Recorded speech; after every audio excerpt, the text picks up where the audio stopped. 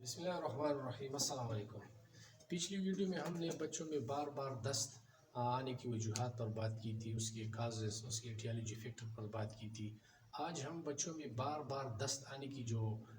وجوہات تھے اس کے علاج پر ہم بات کریں گے کہ اس میں مناسب کیا علاج ہے جن بچوں کو بار بار دست آنے کی شکایت ہو۔ تو جو کازیٹو ایجنٹ ہے، پہلے تو ڈاکٹر کو چاہیے کہ وہ ڈائگنوز کرے کہ کس وجہ سے بچوں کو بار بار دست اور آنے کی شکایت ہے۔ اس میں اگر انفیکشن ہے تو اس کے لیے میٹرونیڈازول، سپروفلاکساسین اینٹی بایوٹک کی ایک فارم ہے۔ اس کے ساتھ ساتھ ریہائیڈریشن یعنی آئی وی اور اورلی ریہائیڈریٹ بھی بچوں کو کرنا چاہیے۔ اس کے ساتھ ساتھ جو ہے نا سافٹ ڈائٹ یعنی زود ہضم غذا، اور اسی طرح انجیکٹیبل فارم میں بھی کچھ میڈیسن جس میں سیفٹاکزیم۔ اور اگر بچوں کو یہ بار بار دست آنے کی شکایت سیلیک ڈیزیز کی وجہ سے ہے تو سیلیک ڈیزیز میں ہمارے اسمال انٹسٹائن جو ہے وہ گلوٹین پروٹین سے سینسیٹیو ہوتے ہیں، وہاں پر اسمال انٹسٹائن میں وہ ایبزارب بھی نہیں ہوتے، اس کی ڈائجیشن بھی نہیں ہوتی، اور یہ وہ گلوٹین پروٹین جو اور جو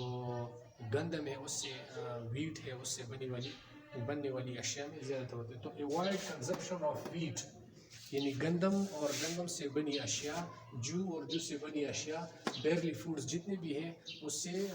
اس کو ایوائڈ کرنا چاہیے، اس سے پرہیز کرنا چاہیے۔ اس کے علاوہ اگر بچوں کو بار بار دست کی شکایت وائٹامن بی ڈیفیشنسی کی وجہ سے ہے، وٹامن B12 ڈیفیشنسی کی وجہ سے ہے، تو میل ایبزارپشن ہے، بچوں کو جو ہے نا وہ دست آنے لگتے ہیں اور بالکل جو فوڈ پارٹیکلز ہیں اس میں موجود ہوتے ہیں، تو اس صورت میں بچوں کو وائٹامن B12 جو سپلیمنٹس ہیں، جو فوڈز ہیں، وہ زیادہ دینی چاہیے۔ اس کے ساتھ ساتھ میٹرونیڈازول اور ریہائیڈریشن کا بھی اس کا بندوبست کرنا چاہیے۔ اس کے علاوہ اگر بچوں کو فوڈ الرجیز ہیں، انفیکشن بھی نہیں ہے، سیلیک ڈیزیز بھی نہیں ہے، اس کو انویسٹیگیٹ کیا گیا ہو اور وہ یہ بھی نہ ہو، تو پھر ہو سکتا ہے کہ بچوں کو فوڈ الرجیز ہو، فریکٹوز انٹالرنس ہو، لیکٹوز انٹالرنس ہو، دودھ اور دودھ سے جو بنی اشیاء ہے اس سے بھی بچوں کو کہ انٹسٹائن حساسیت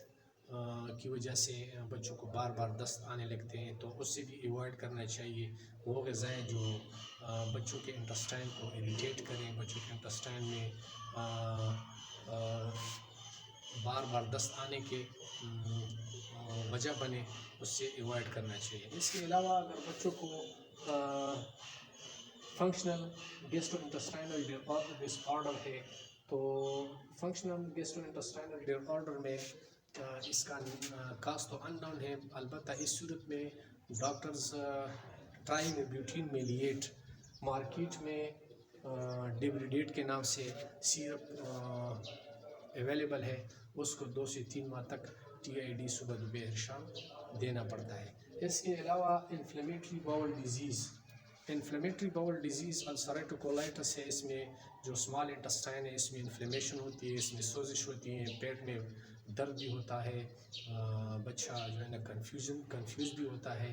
اور اریٹیبل بھی ہوتا ہے، کبھی کبھی میوکس اور بلڈ بھی شامل ہوتا ہے۔ تو اس صورت میں بچوں کو جو ہے نا اس کی کیئر کرنی چاہیے، اس کو ریہائیڈریٹ کرنا چاہیے، اس کو پراپر اینٹی بایوٹک دینی چاہیے، اس کی ڈائٹ شیڈول کا خیال رکھنا چاہیے، سافٹ اینڈ ڈائجسٹڈ فوڈ دینی چاہیے، اس کو ابلا ہوا پانی پلانا چاہیے۔ اس کے ساتھ ساتھ میٹرونیڈازول اور اینٹی بایوٹک سپروفلاکساسین، اس کے ساتھ ساتھ اگر ویکنس ہے، جنرل ویکنس ہے، انیمیا ہے، تو اس صورت میں ملٹی وائٹامن بھی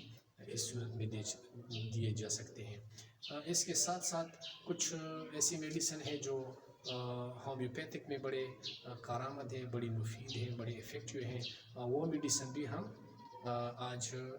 آپ کے ساتھ شیئر کریں گے کہ وہ کون سی میڈیسن ہے، ہومیوپیتھک میڈیسن ہے جو بچوں میں بار بار دست آنے کے وجہ کو روک سکتے ہیں۔